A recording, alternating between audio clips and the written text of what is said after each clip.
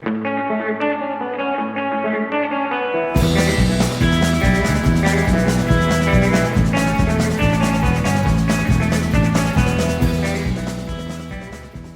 everybody, welcome to the Blue Ribbon Lounge podcast. Welcome back to the lounge. And if you're new to the lounge, welcome. I'm Dave, Prescription Strength Spaghetti, and this is Dr. Traveling Matt.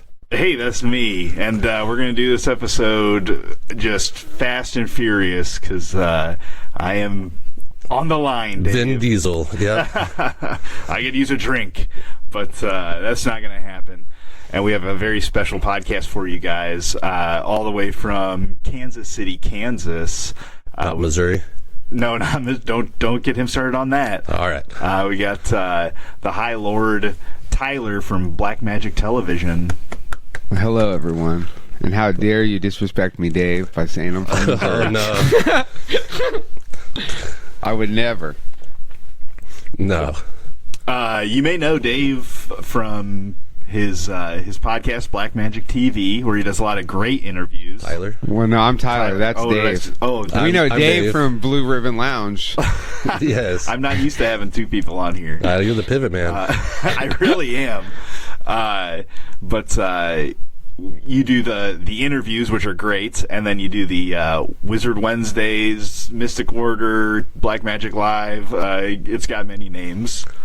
Yes, we can't decide on a name. And you do that, too. You're on that now as well. Yeah, that's been a good time. We've been doing those lives and doing some games and doing maybe a little bit of trivia, answering all your hot-hitting questions over on that podcast. Yeah, you guys have like a chat. It's kind of like a call-in line. Yeah, so we do it's all live streamed on YouTube on Wednesday nights, and then that we finally have the email set up. Yeah, you got that email finally set up? Yeah, mysticorderlive@gmail.com. We also are experts in technical difficulties. We succeed in those. Yeah. We'll chop it all up, I suppose. Yeah, it'll happen. But thanks for joining us, buddy. I know that you do you have done a lot of car stuff in the past, and so we decided to do a little bit of car conspiracy. Did you look anything up, or did you get ready for the podcast at all? Oh, I came with the documents, baby. Oh yeah, I'm ready. Did you have some fun looking stuff up? You can see me, but they can't. I have. Oh yeah, I knew some of this stuff. I only got one page. Usually, I'm the one with the serial killer notes. Yeah, you just got like printed off from the internet or something. Damn, pages upon pages. I made note sheets and took notes, and I have each thing an overview of 72 different things. I have everything covered. Do you guys want to talk sexual proclivities? You want to talk Fast and the Furious? We got some Kennedy. There's some stuff. Oh, I have a little something about your man Art Bell. We have stuff about Henry Ford and the Nazis. Where do you guys want to start here? You tell me. Well, let's start with this Henry Ford and the Nazis. That sounds pretty interesting. Okay, let me, I'm going to read through this real quick. Oh, wait, hold on. I didn't have Henry Ford and the Nazis, but I can tell you about it. I forgot to print that one. I can tell you about it. So the whole thing, in 1918, Henry Ford bought the newspaper from his hometown in Dearborn and started a series of basically anti-Jewish propaganda that lasted. He bought the newspaper for this specific reason. And in 1920, Ford and another company were vying to buy Opel. They were the German manufactured vehicle at the time. And they could not afford to get Opel. And so they just opened a plant in Germany. And during the war, Ford had the plant, and they continued producing motor vehicles for the German army during World War II, as well as issuing Jewish propaganda in America. So some people claim that Henry Ford was in fact a Nazi. He also received a medal from the Nazis. Whoa, that one's a big deal. Yeah, that was a big deal. So, you know, Ford, That's why I don't drive a Ford. Well, yeah, I don't know if he was necessarily a Nazi from what I had heard, but certainly anti-Semitic. But that whole getting a medal from the Nazis is a pretty weird thing. Yeah, I mean, you know, it seems like they only give those to Nazis.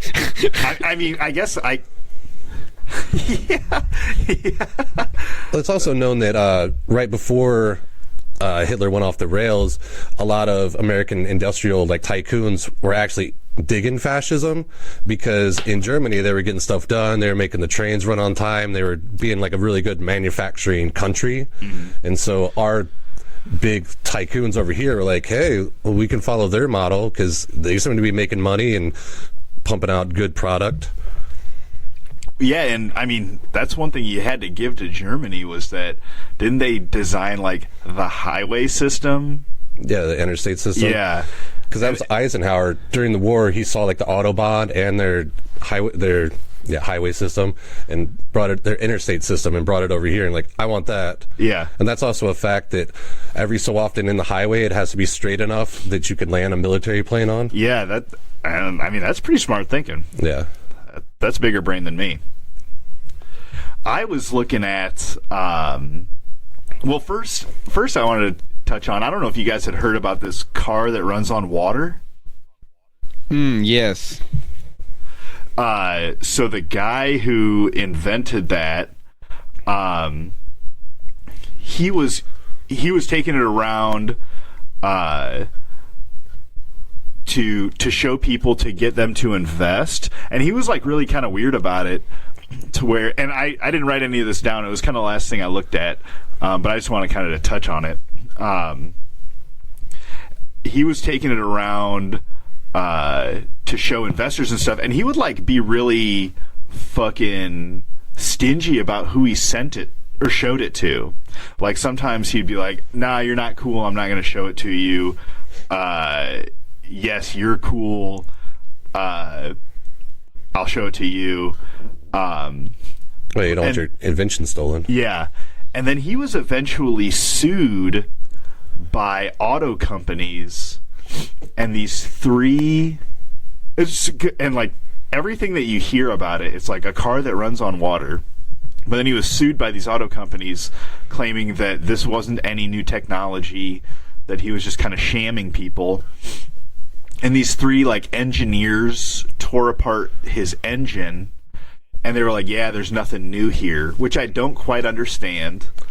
Right, you think if it's not new, then why aren't we running cars on water? Yeah, and then kind of the deeper I got, so he was approached several times to buy the patents and stuff, and he had 2,000 patents or something in his life, which was several every day or something like that, and he was getting approached to buy these patents for the water car, and he said no, because a lot of them were big oil companies, and they were just going to buy it and shelve it, right?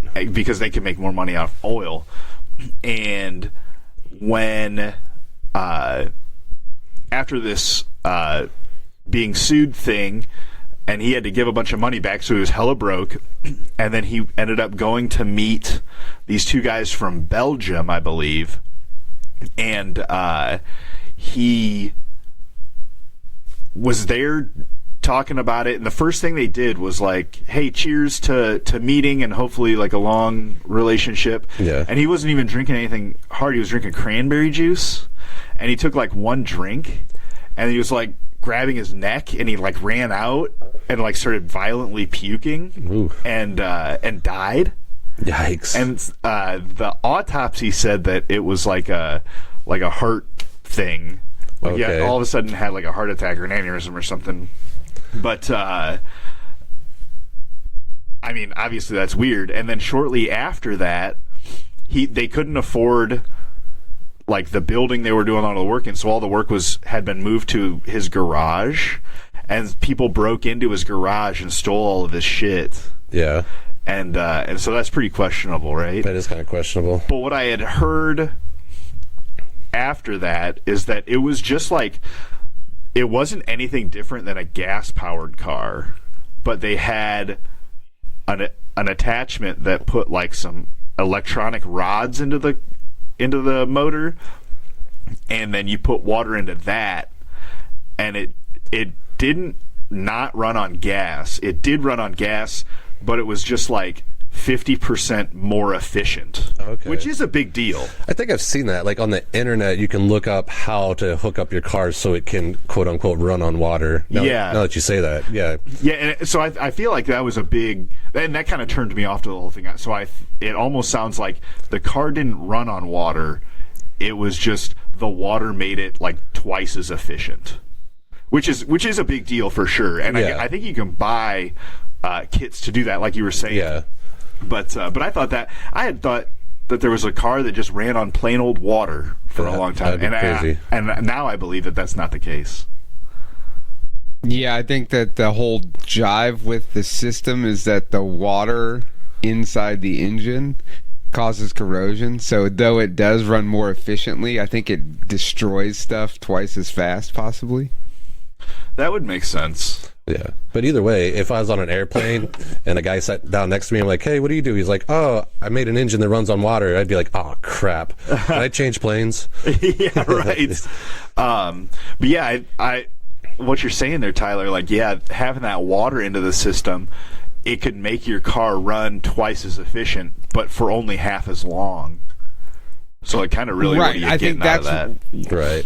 There's always like on all these like trick things, because like there's like the hydrogen stuff where people are like literally the guy my landlord hired to do this bathroom at our shop. He tried to convince me that he had all these cars and he was a car guy, and then as we're doing a subfloor together, this guy starts telling me, I invented a hydrogen car. And I was just like, yeah, guy, you have been reading the internet and you're claiming things that aren't true. But like my uncle had a truck that they have these modifications. So my uncle worked for a gas company, for like a natural gas company. He drove a gas truck, and he had this modification done to his old Ford where it ran off of natural gas. Whoa, natural gas? That's kind of crazy. Yeah, and it was like a... It just modified the carburetor, and then you had to put this tank on the back, but he got free gas because he worked at the gas company. You know what I mean? So it's like it worked for him. But like if you don't have that, then it's not worth doing, because natural gas is not as cheap as gasoline. Yeah. Right. And I've heard you can change cars to run off like vegetable oil and stuff like that.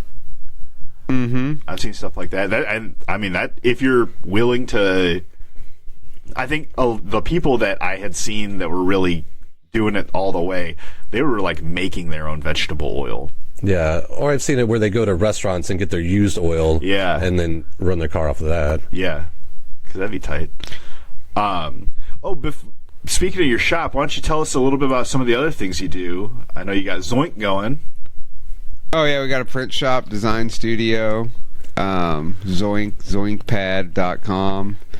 We do just about anything: posters, T-shirts, designs, and then you're paintings. on some social medias too, right? Yep, Zoinkpad on Instagram, and then everything else is just Black Magick TV, Magick.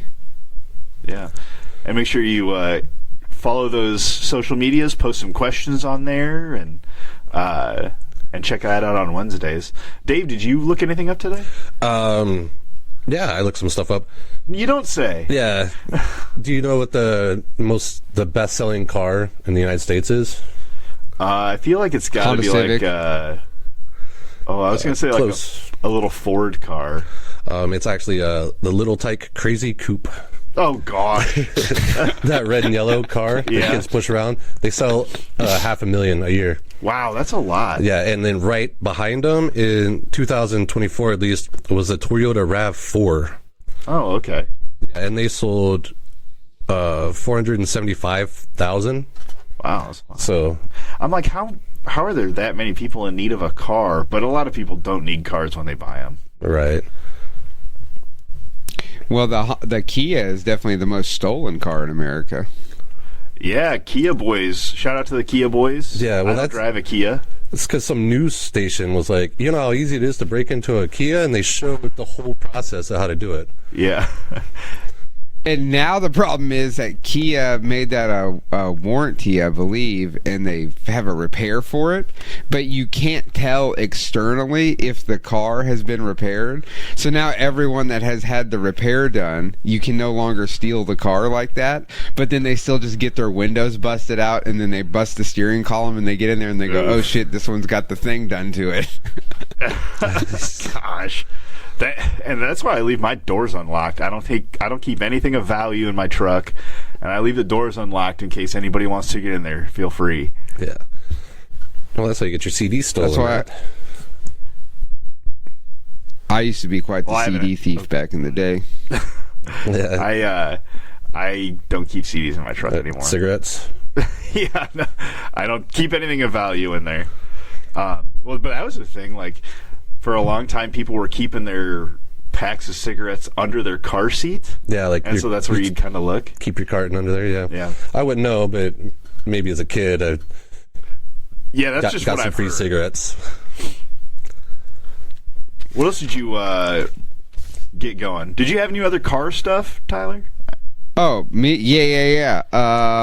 Here we go. I got a whole thing here. 2013, November 30th. Paul Walker tragically died in a car crash. Oh. The accident was attributed to high speed and loss of control, but various conspiracy theories have emerged. What happened? Paul Walker was in a Porsche Carrera GT driven by his friend Roger Rodas when the car crashed into a tree and burst into flames. I believe Roger Rodas was also a race car driver, if I'm correct on that. The coroner's report indicated that the car was traveling at approximately 100 miles per hour at the time of the crash. Now, these are all the different conspiracy theories that have emerged over how this could have happened. Number one was Paul Walker was murdered because he allegedly discovered a conspiracy involving the distribution of a prototype permanent birth control drug hidden in medicinal supplies and food aid for typhoon Haiyan victims in the Philippines. Walker was actively involved in relief efforts through this charity Reach Out Worldwide. The next one is the Clinton Foundation. Couldn't help Vietnamese kids. So he couldn't tell the world about how the Filipinos were being given permanent birth control. It was a Filipino conspiracy. Chemical crack. You know, if there's one group of people around the world where people go, we really got to get rid of them, it's historically been the Filipinos, as everyone knows. Like, no one ever said that. What is this guy talking about? The next one. Another theory claims that Walker was set to expose crimes related to the Clinton Foundation's relief efforts in Haiti. This theory lacks credible evidence and has been debunked by fact checkers. But it wouldn't be the first person the Clintons killed. Well, that's right. True. But you know, people will read that Paul Walker killed by the Clintons and then just believe everything about it. It's important to be like, nah, they checked that out, and it is not true. Yeah, but if you can get the clicks, that's what you need. That's true. That's what they look for. Yeah. They want that. I mean, there is those. The Clintons have those other ones where it's like the guy that worked for him committed suicide by shooting himself in the chest 7 times, and then there's the other guy whose Mercedes drove into a wall at 100 miles an hour. So it might be the 100 mile per hour connection. That might be the Clintons' top speed number there. There's a Family Guy connection. Well, certainly the Clintons have been the boogeyman for a long time. You know, and they do shady shit, yes, but I feel like people have just kind of been like, it's probably the Clintons. Yeah, them or the Illuminati. Yeah. But one and the same, maybe. Maybe. Yeah, that probably could be. There's a Family Guy connection. Some conspiracy theorists have pointed out a supposed connection between Paul Walker's death and an episode of the TV show Family Guy, in which a character named Brian, coincidentally the name of Walker's character in Fast and Furious, dies in a car accident shortly before Walker's death. Whoa. That's got to be definitely connected. Yeah, I mean, especially if The Simpsons did predict it, Family Guy would be the next best thing, right? Yeah, right. And then the last one was that someone tampered with the car, but okay. I mean, they don't know if that's, you know.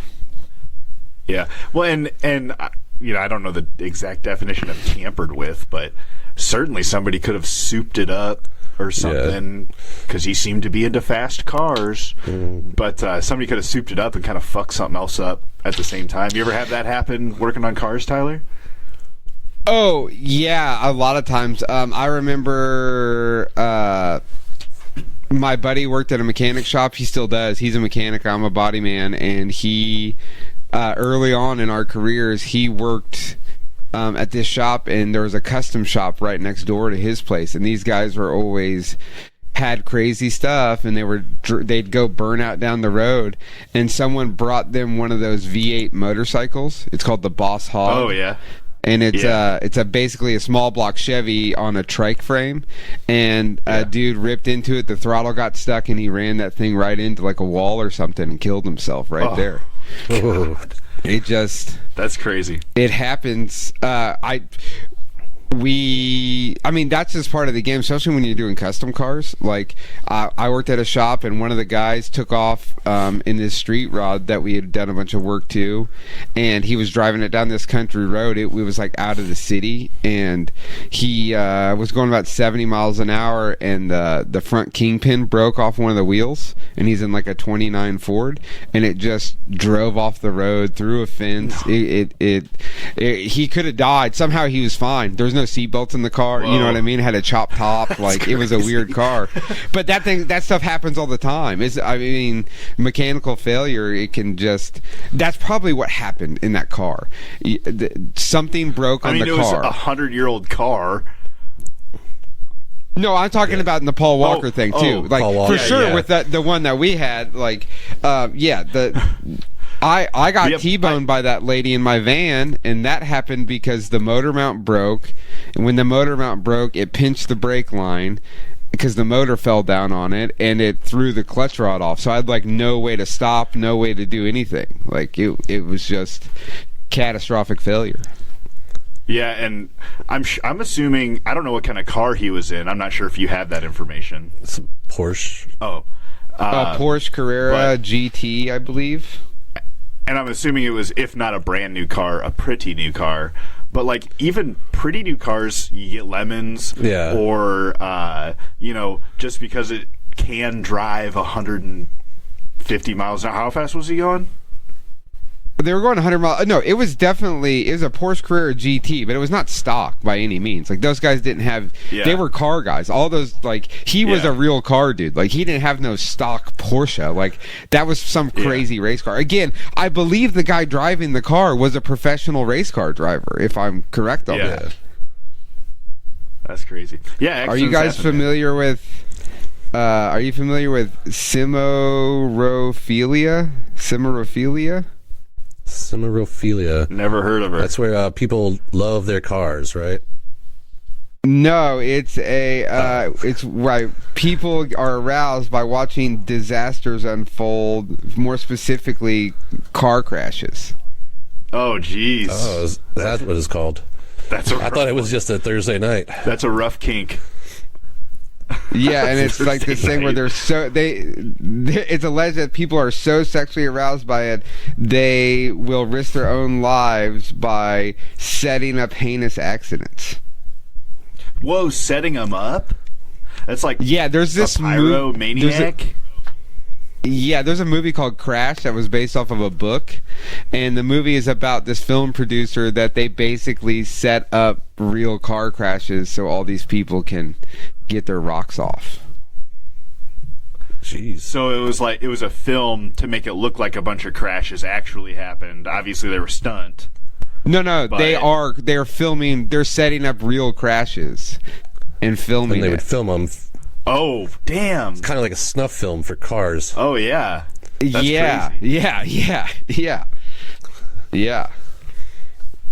I got into an electric car rabbit hole.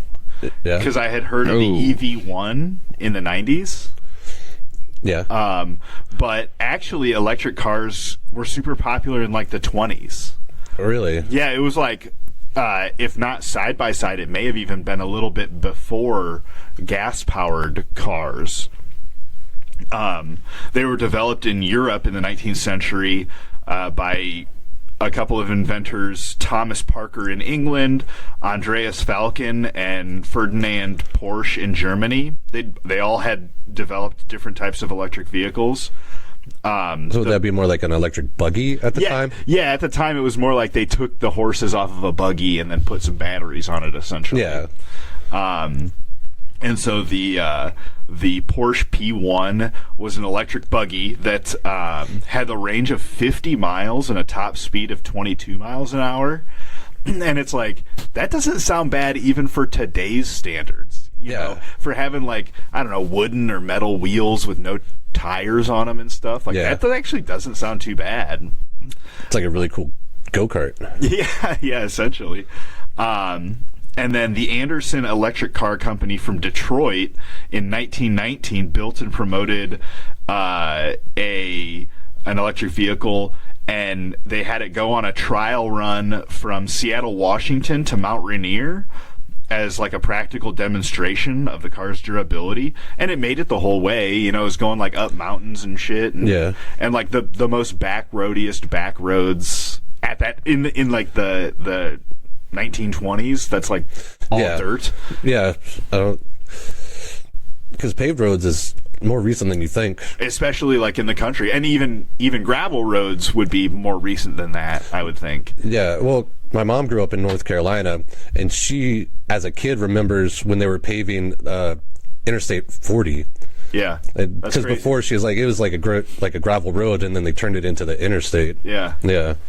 And that Anderson Electric Car Company had produced over 13,000 electric cars from 1907 to 1939, which is like, I didn't think any were around back then. And then to find out there was that many. At one point, like 30% of the cars on the road in the 20s were electric.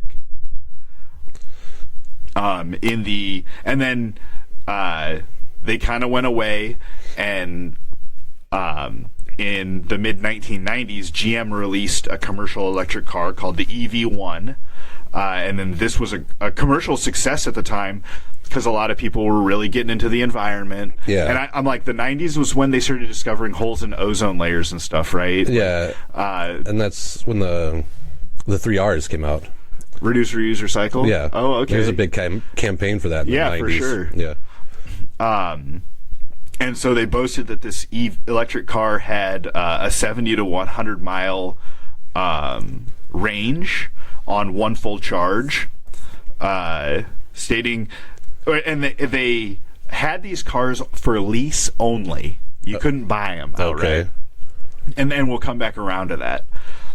But they stated that the customers would save $150,000 a year on like gas and stuff, so they wouldn't mind paying $650 a month to lease it, which is a lot. I feel like even for today's standards, leasing a car or having a car payment for $600 is kind of a lot. And that's 90s money too. Yeah. So when this came out, the California Air Resources Board used it as a way to push more emissions reductions acts, and they had pushed through this bill that was like, in California, if any companies want to sell cars, they have to start at 2% of their cars produced have to be zero emissions, and the percentage would go up yearly. Yeah. And was that they were kind of pushing to get like all electric in California? Yeah, it was like it'll go up yearly until 100% of the cars in California need to be electric.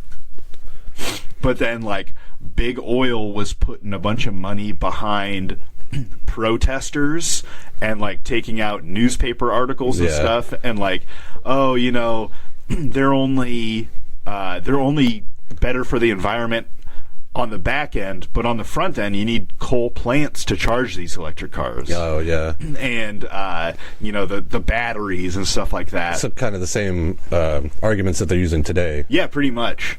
And like we were talking earlier with that Clinton thing, that was eventually debunked but so many people had read those headlines for however long that they were like, oh, this has to be true if they're right. Propaganda. Yeah, propaganda. And I'm sure they probably got a bunch of lobbyists also, so they can get some politicians in their pockets. Yeah, and before that really artists started taking hold, like all the big brands were coming out with electric cars, even some electric trucks by Chevy and Ford. But then like, so you have the electric power being produced by coal, and then you also have like the infrastructure needed to build charging stations everywhere, and they're like, oh, that sounds so hard. Yeah. And they just make everything sound impossible. Right. And it's all got to come out of your tax dollars. Do you want your tax dollars going to that? And they just propagandized it until eventually the car companies were attacking California for this regulation, and California was like, all right, fine, we'll loosen these regulations.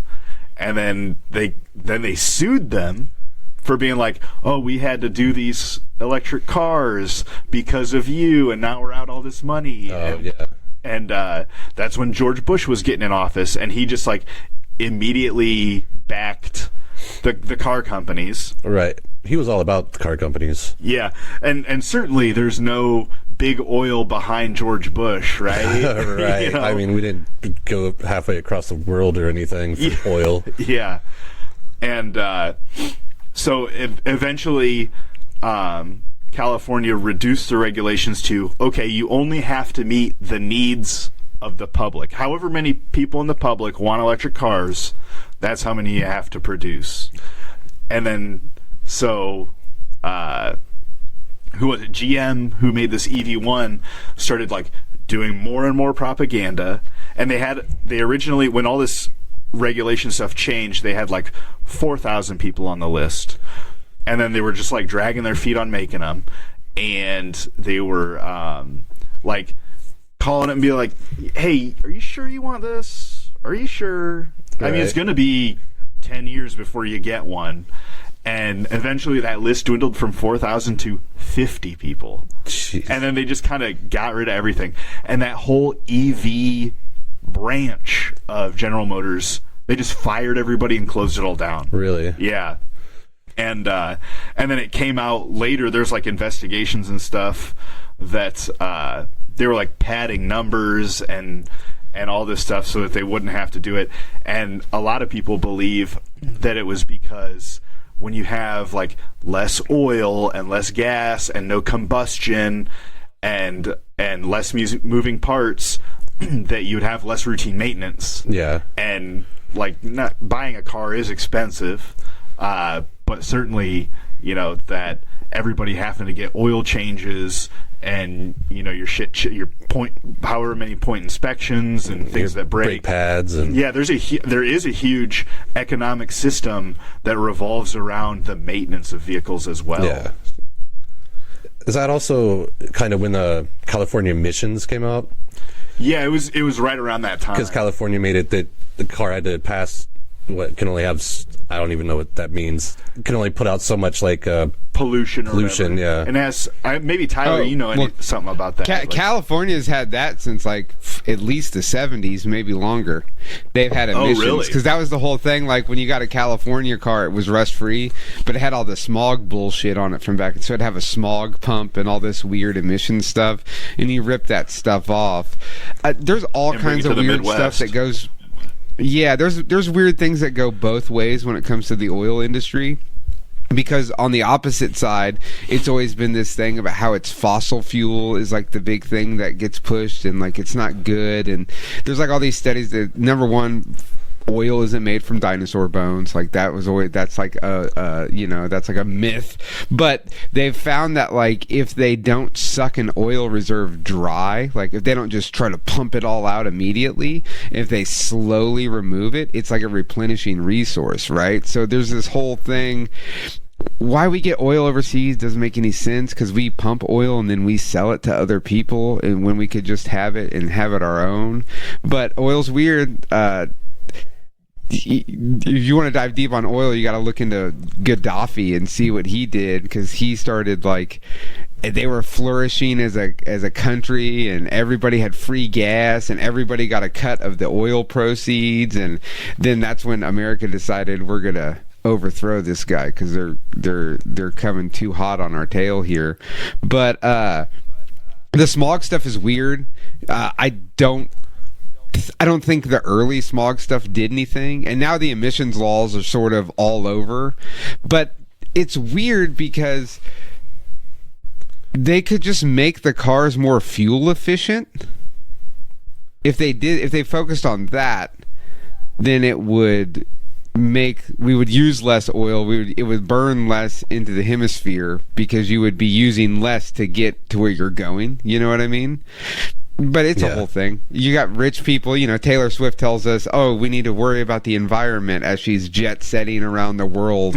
And one of those, like, one private jet flight, it probably equivalates to like 1,000 people driving cars for a year. You know what I mean? It's like, it's like these are the people. As far as that, that we buy oil and we also sell it to other people.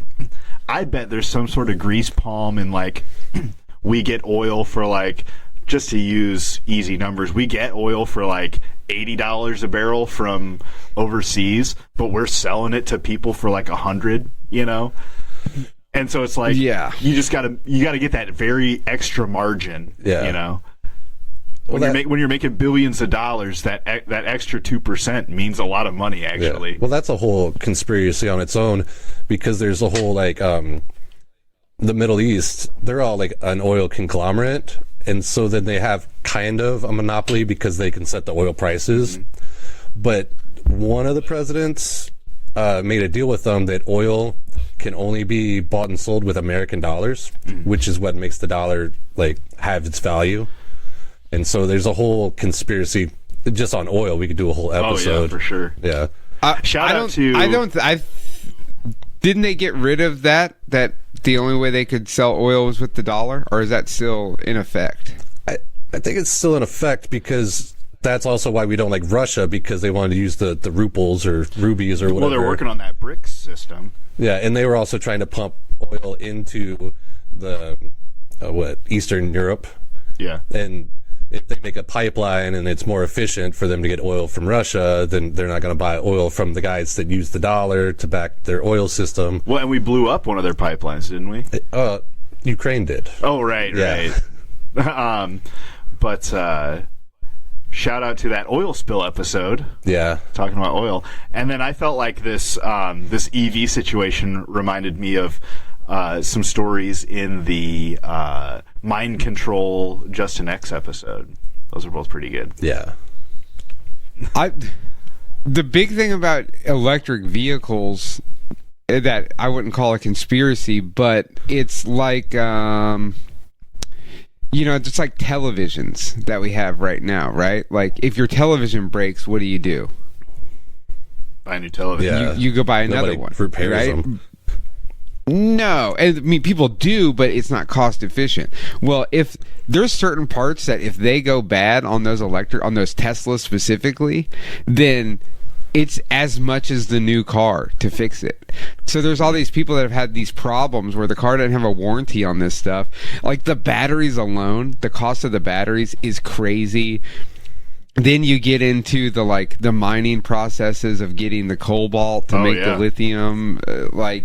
It's a whole thing. Also, how did they in 96? You said the cars were going 100 miles or something like that. Yeah, that's what they claimed. Right, and then now they can only go barely 300. So it's like they're not really. It's just crazy. I know a couple people that have them, and it seems scary to me. They make no noise, at all. I think that would be a problem with electric motorcycles. I could see how, that concept of loud pipes save lives.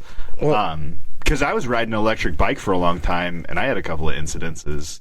Yeah. Well, now, my daughter has a newer Honda hybrid, and when she backs up, it plays a music because it's so quiet that when she backs up, it goes to like to let you know that there's a car right there. That's not a bad idea. Yeah. She doesn't like it. It sounds like a choir of angels, and she's like, it's really weird. Maybe you could just change it. That's what I said too, and she's like, I don't know how to do that. I'm like, she's fucking 20 years old. Yeah, and she's an electrician. You'd think she would just look in the manual and be like, bloop, bloop, bloop. Change it to like... Dude, if I had that... What are you going to change it to? Mine would just be that from that YouTube video of the guy in the wheel. Back it up, Terry. Back it up.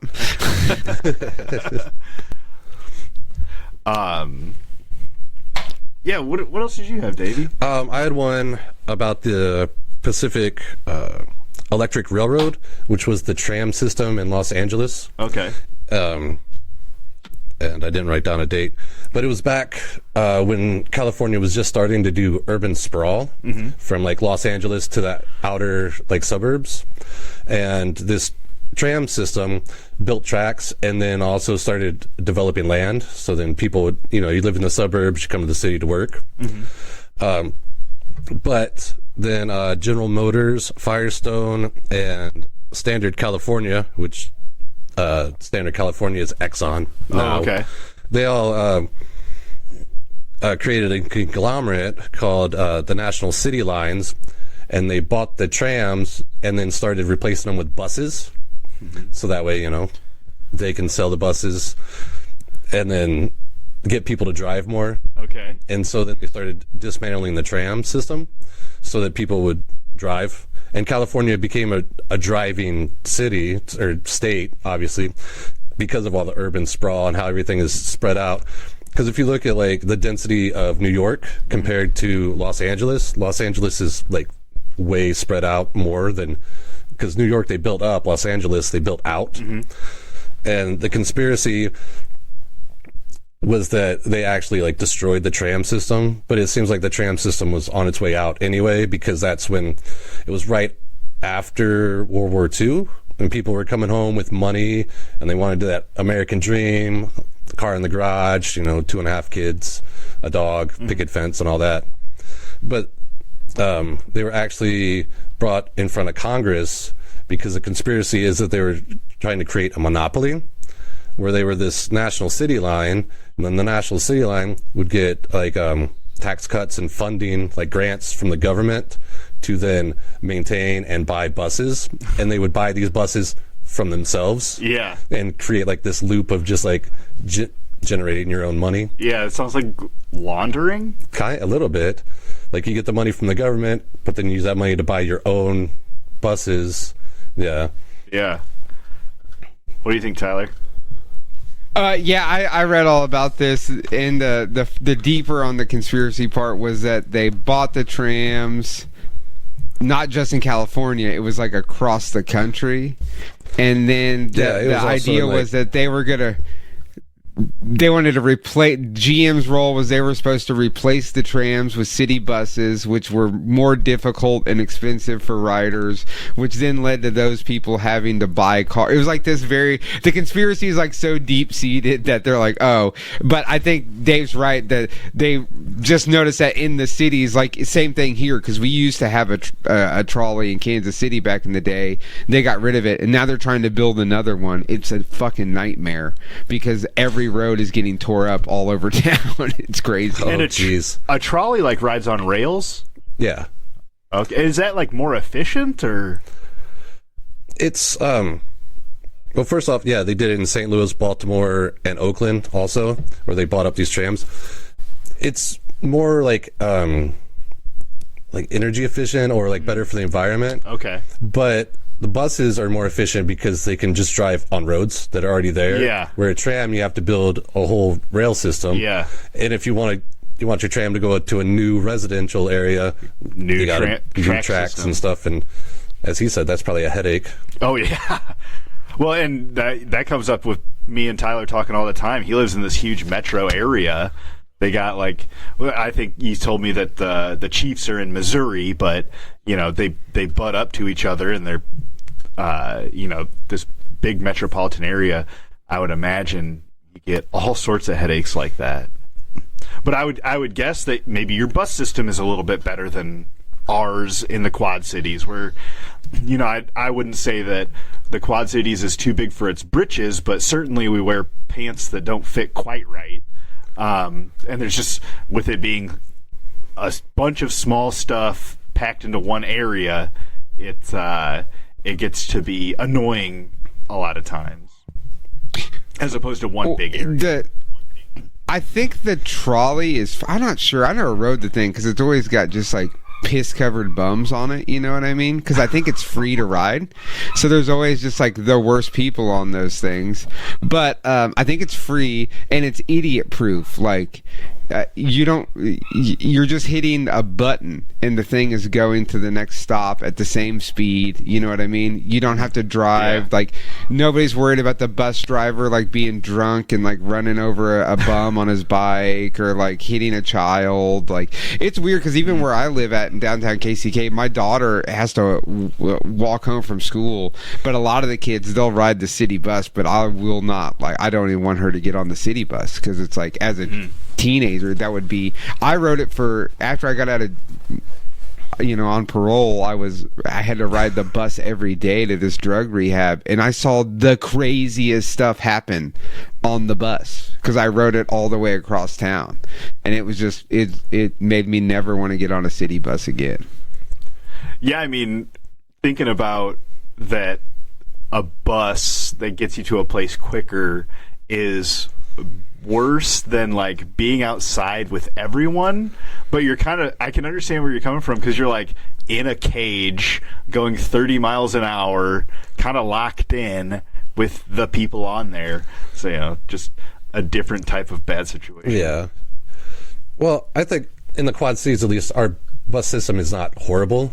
Because they go to all the main places that people want to go, like the mall and the grocery stores and the main hub areas. I've only had a bus experience when they did a loop, I don't know, 10 years ago, 12 years ago. Oh, the loop from downtown to downtown? Yeah, where they would go to all this downtowns and all the cities. But that you ride because you want to like go bar hopping or whatever. And you don't want to drive drunk. Exactly, but it stopped running at midnight. Yeah, which is when you're just getting started. I know, and I rode it one time, and then we got stuck in the district because we missed the midnight stop. And then so we're like, well, the bar's closed at 3, so whatever, we'll stay out here. But then trying to find a taxi, like, that was a pain in the ass because like all the bars let out and everybody's standing there and everybody missed the loop because it stopped running. Yeah, Vegas had a really good bus system when we were out there, and but it pretty much just goes straight up and down the strip. And so you're catching buses every 3 to 5 minutes. Oh, that'd be nice. Yeah. Do you guys have one bus system that services the whole Quad Cities? Like it's not differentiated by the states or the cities? I believe so. Yeah, it all seems like the same. I think actually it might be one for each side of the river, but on either side, the buses go from every city. Yeah, because I can hop a bus just down the street from where I live and go over, cross the river and go to the mall in Illinois. Mm-hmm. Oh, okay. Yeah. And the only thing, my wife was riding the bus for a while, a couple of summers ago, and the only thing she really had a complaint was sometimes they run early, which is a huge problem. Yeah, because if you miss it because you're on time and they're early. Yeah, I feel like that is a huge mistake. Yeah. But other than that, she said it was pretty easy. And there's like an app and stuff. We have the Metro out here, so it services the entire metropolitan area. It's one bus company for the whole thing. But they're the opposite. They're usually like way behind. They won't show up. I've been on the bus where it broke down in the middle of the hood, and they're just like, "Yep, get off." And it's like, "Oh, cool." Like the last bus of the night, and they're like, "Yeah, sorry, we can't help you out here." And you're like, "Oh shit, man." Yeah, we're not sending another bus out here. Yeah. There's no other bus to send. Everybody else went home, Yeah. Do you have anything else good, Tyler? I got one more. On May 28th, 1937, the government of Germany, then under the control of Adolf Hitler of the National Socialist Party, forms a new state-owned automobile company.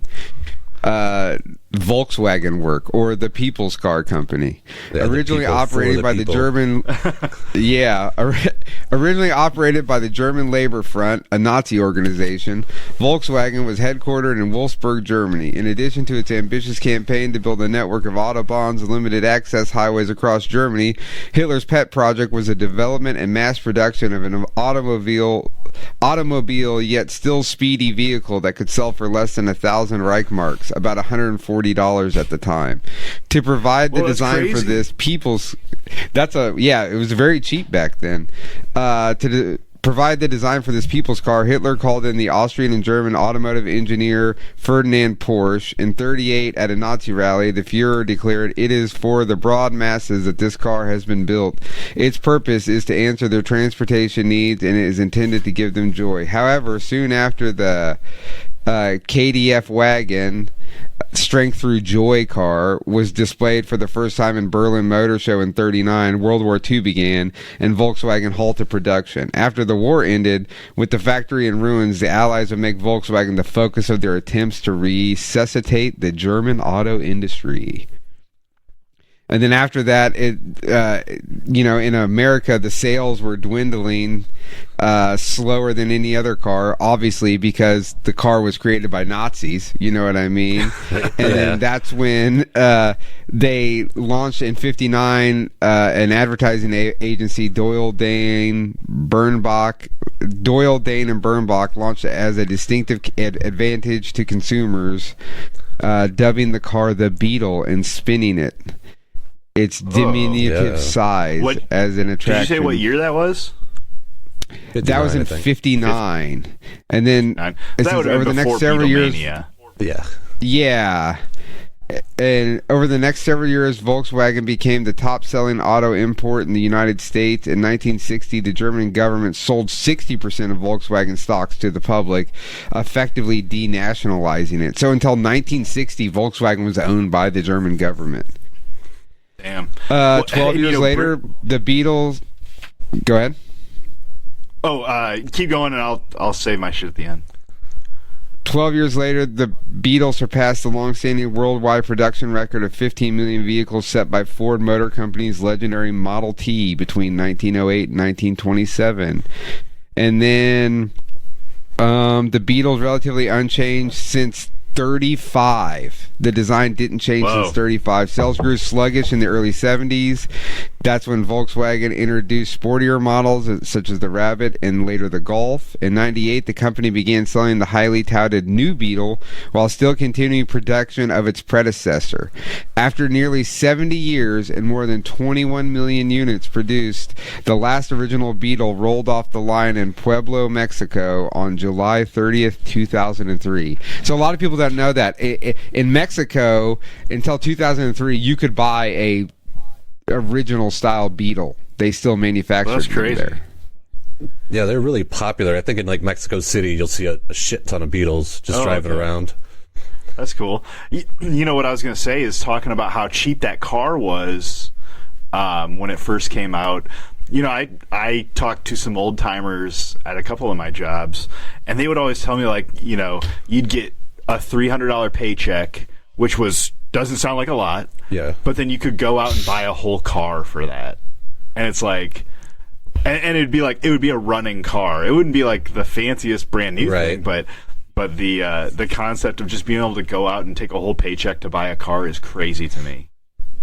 Well, even like in the 90s, like late 90s, I had friends in high school. They would go and you could find like a good beater for like $200, $100. That's crazy. Yeah, because now I'm like a car that you're gonna have to work on is maybe $500. Yeah. Yeah. Yeah, I'm the king of El Cheapos. I have 3 cars. I don't think I've paid more than $1,500 for any of them. I'm daily drive a $500 car right now, so it's they're still out there. If you know how to work on them, it's even better. Yeah. Yeah, that's always nice. Yeah, that's me and the wife are looking for a car for her, and then I'm sure my truck's going to break down soon.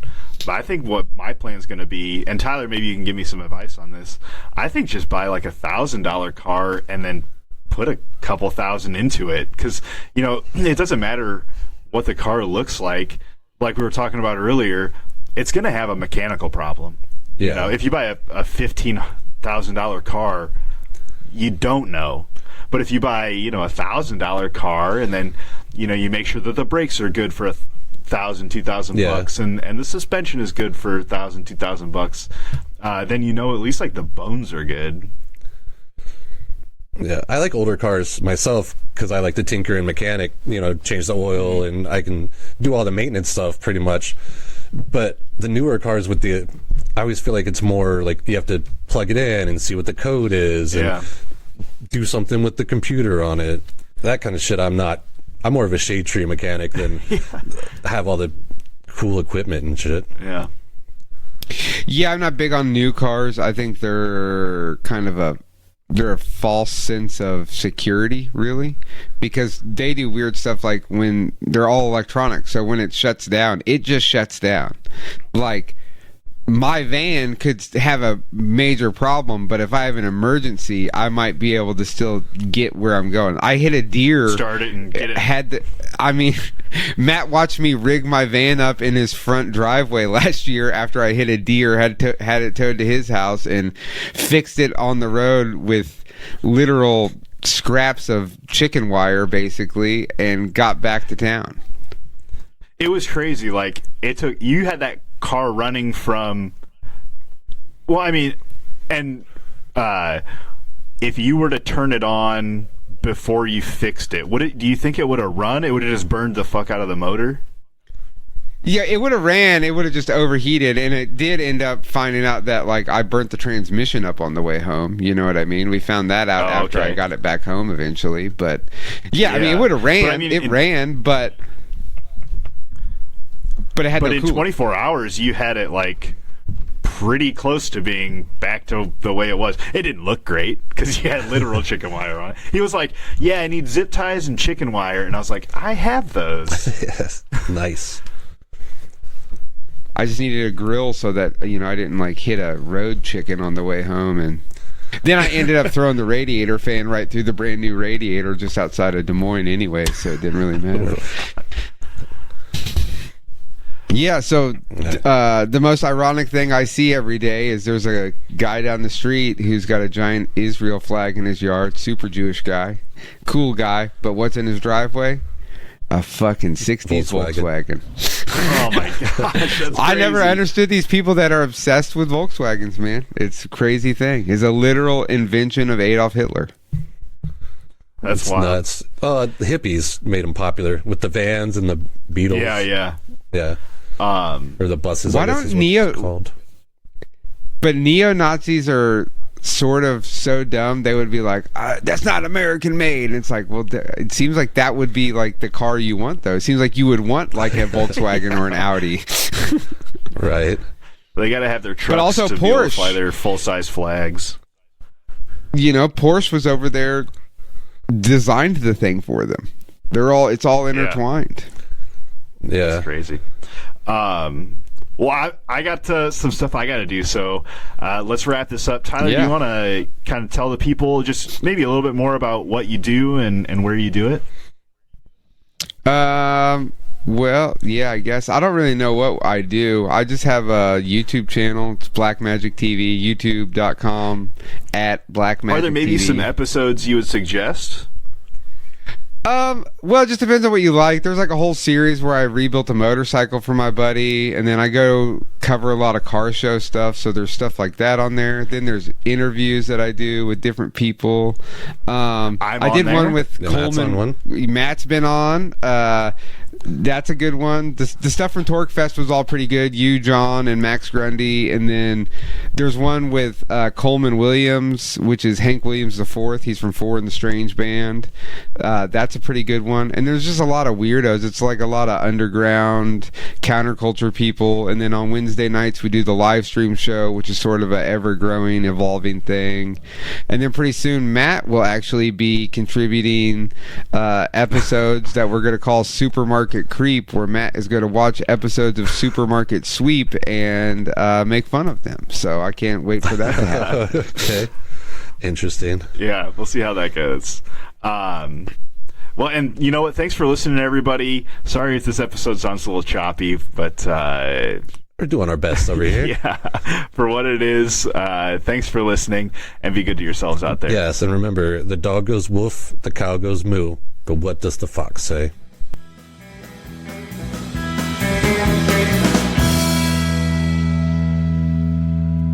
Nice to meet you. See ya. See you.